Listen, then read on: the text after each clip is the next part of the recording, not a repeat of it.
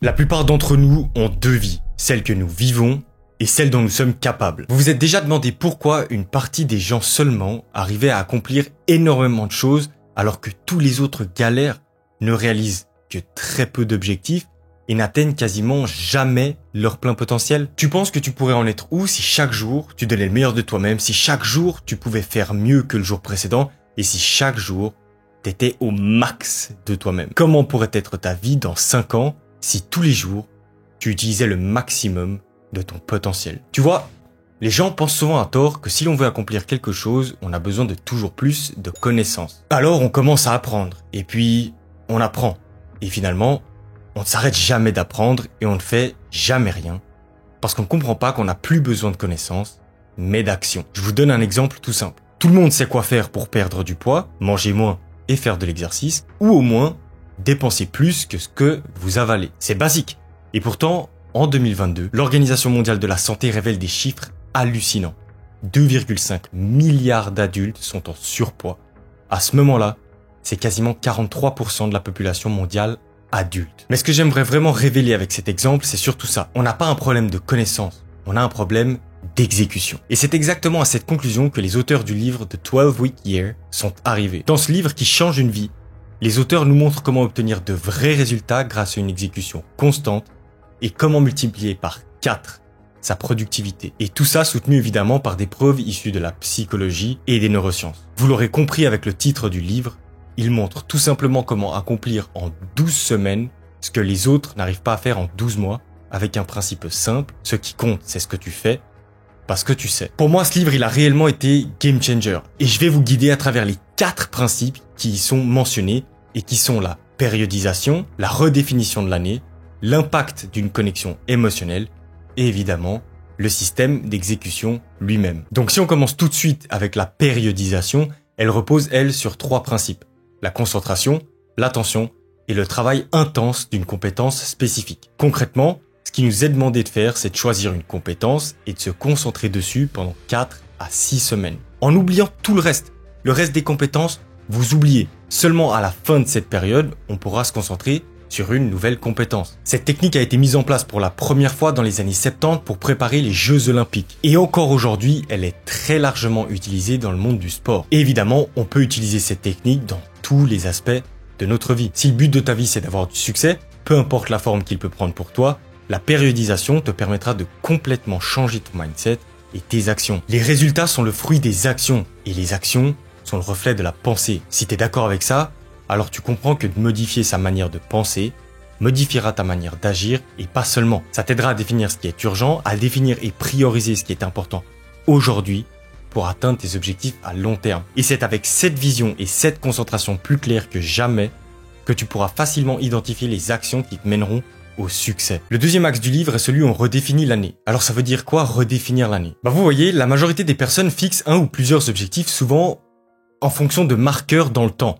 Les anniversaires, le début et surtout la fin de l'année. Et ensuite, ils font tout un plan approximatif pour les atteindre. Et ce qu'on remarque en réalité, c'est que de choisir une date trop éloignée de soi est en fait une mauvaise idée car plus on a du temps pour faire quelque chose, plus on l'utilise. C'est ce qu'on appelle la loi de Parkinson. Et donc, si vous êtes en retard à un certain moment de l'année, surtout au début, vous n'allez tout simplement pas trop réagir car vous vous dites que vous avez le temps pour rattraper ce retard. Et cette façon de penser, elle se prolonge tout au long de l'année jusqu'à ce qu'il soit trop tard réellement pour réagir parce que vous n'avez pas performé à votre meilleur niveau tous les jours. Donc ce qu'on remarque ici, c'est qu'une composante est obligatoire pour nous aider à atteindre nos objectifs et cette composante, c'est l'urgence. Et ça tombe bien car devinez quoi?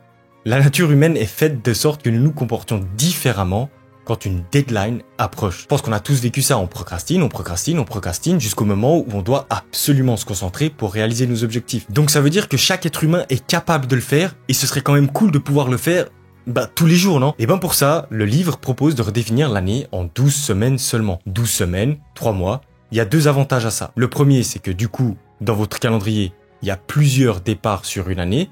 Ça veut dire que chaque 12 semaines, vous pouvez réaliser un nouvel objectif. Pas besoin d'attendre l'anniversaire ou la nouvelle année. Chaque 12 semaines, ça redémarre. Et ensuite, 12 semaines, c'est un temps qui est à la fois suffisamment long pour réaliser quelque chose et suffisamment court pour ressentir le sentiment d'urgence Et donc, on peut plus facilement se focaliser à fond sur la réussite des objectifs. Et si l'urgence et la deadline nous poussent à agir et être actifs, le livre nous parle d'une composante encore plus importante, cruciale, pour créer et maintenir une motivation illimitée. C'est le troisième point clé du livre, la connexion émotionnelle. Et ce qui se cache derrière cette idée, vous le verrez, c'est plutôt malin. Les auteurs suggèrent que pour rester responsable et concentré, il faut s'investir émotionnellement dans nos actions. Et d'après eux, la meilleure façon de le faire, c'est de lier nos actions à court terme à une vision de notre avenir, à un rêve dans lequel il y a tous nos objectifs, que ce soit professionnel ou personnel. Ils sont partis d'un principe plutôt basique. Si on a le choix entre quelque chose de confortable ou d'inconfortable, il y a beaucoup plus de chances qu'on choisisse l'action confortable. Par exemple,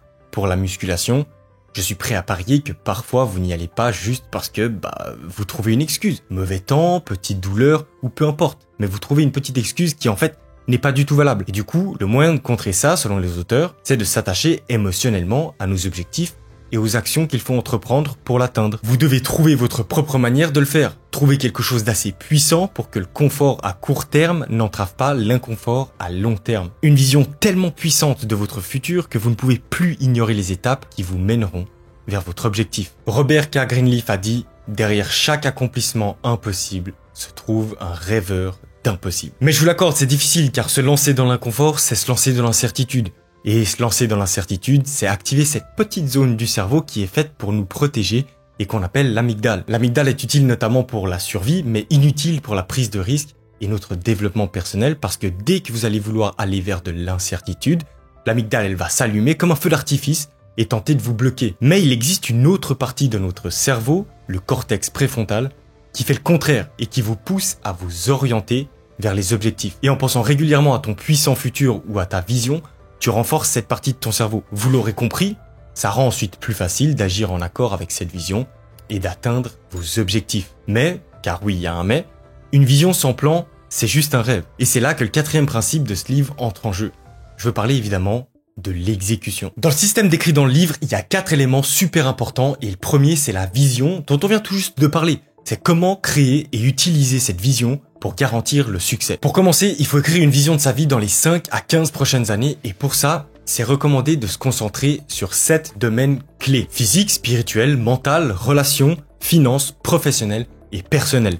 Et je sais que ça peut paraître un petit peu forcé et que vous l'avez entendu plusieurs fois, mais quand vous avez fini d'écrire votre vision, vous devez la mettre quelque part de façon à pouvoir la lire facilement tous les matins. Moi, par exemple, ce sont 5 post-it qui sont collés sur ma fenêtre et quand je me réveille et que je veux voir dehors, je suis obligé de les lire. Et même si je décidais de ne pas le faire, ils sont à 3 cm de mon PC, je suis littéralement obligé de les lire quand je travaille. À tel point qu'aujourd'hui, ça me demande même plus d'énergie mentale de les éviter que de simplement les lire. Et donc, vous voyez à quel point c'est puissant de bien choisir l'endroit où vous allez mettre votre vision. Et franchement, il n'y a rien de mieux qu'un rappel chaque matin de pourquoi vous vous levez et de pourquoi vous devez rester motivé. Parce que vous voulez devenir votre vous dans 5, 10 ou 15 ans. Le deuxième élément ensuite du système d'exécution, ce sont les vrais plans, les tactiques et les objectifs pour les 12 semaines à venir. Pour ça, tu prends ta vision et tu crées une vision à moyen terme de 3 à 5 ans.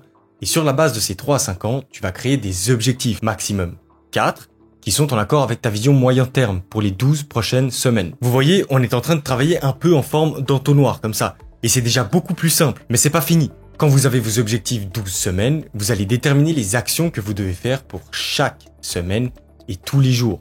Dans le livre, ils appellent ça des tactiques qui vous permettront d'atteindre ces objectifs. Si vous en arrivez là, vous vous retrouvez avec un plan simple composé d'actions quotidiennes qui vous permettra d'atteindre tous vos objectifs. Je sais que ça paraît trop simple dit comme ça, mais en fait, ça l'est. Et ça permet vraiment de rester concentré sur une idée, un objectif, sans être distrait et vouloir passer d'une idée à l'autre parce que la première est devenue trop compliquée. Non, là vous avez 12 semaines de concentration intense sur une chose et vous avez aussi le troisième élément du système qui est le contrôle du processus. Et contrôler le processus, ça requiert 3 éléments.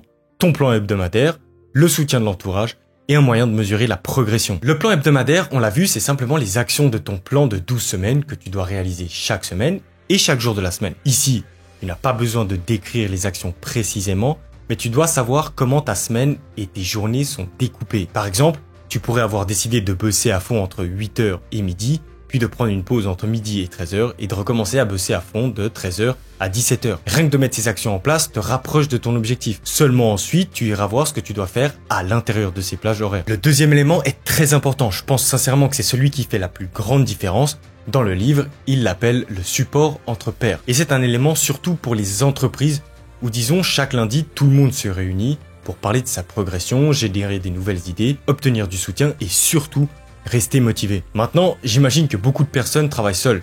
Donc ce que vous allez devoir faire, c'est du soutien, mais avec votre entourage. Choisissez une personne avec qui vous allez discuter, par exemple, chaque vendredi, pendant 15 minutes, de ce que vous avez accompli pendant la semaine. Où vous avez eu des problèmes, où ça a bien marché, etc., etc. Faire ça vous oblige à rester motivé et à continuer à avancer, même quand vous n'avez pas envie. Et ça vous permettra de mettre en lumière les erreurs pour ne pas les répéter semaine après semaine. Mais pour ça, pour faire ces petites réunions, vous avez besoin de savoir comment mesurer votre progrès. Et c'est là que le quatrième élément du système d'exécution entre en jeu, faire face à la vérité. J'ai souvent entendu dire qu'il ne fallait pas noter les gens parce que le fait d'être évalué pouvait nuire à l'estime de soi. Maintenant, on peut être d'accord ou pas avec ça en fonction de son expérience personnelle, mais sachez que la recherche montre en fait le contraire. Être évalué renforcerait l'estime de soi et la confiance parce qu'on prend conscience des progrès et des réussites, mais aussi car on peut identifier les erreurs, travailler dessus. En fait, suivre ses performances avec des chiffres t'empêche de trouver une excuse pour une mauvaise performance. On l'a tous fait. On n'est pas à la hauteur et on trouve une excuse parce que c'est plus facile que d'affronter la vérité. Et donc,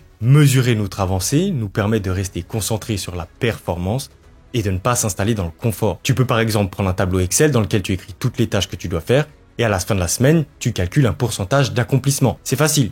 Par jour, tu as des tâches à faire. Pour chaque tâche accomplie, tu mets un 1 qui représente 100%. Et quand tu n'as pas fait une tâche, tu mets 0 pour 0%. À la fin de la semaine, tu devrais pouvoir obtenir un score pour une semaine.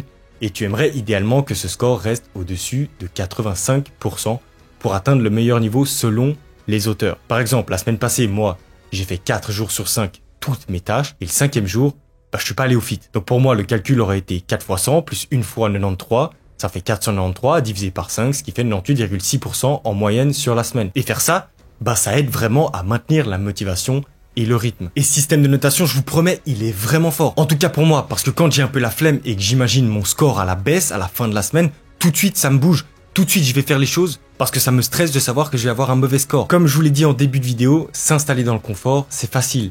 Il y a plein de distractions, plein de choses qui pousseront à ne pas faire des tâches difficiles. Mais le système des 12 semaines rend vraiment facile le choix vers l'inconfortable et vers l'insécurité. Vous auriez tort, vraiment tort, de vous en priver. La plupart d'entre nous ont 2 vies.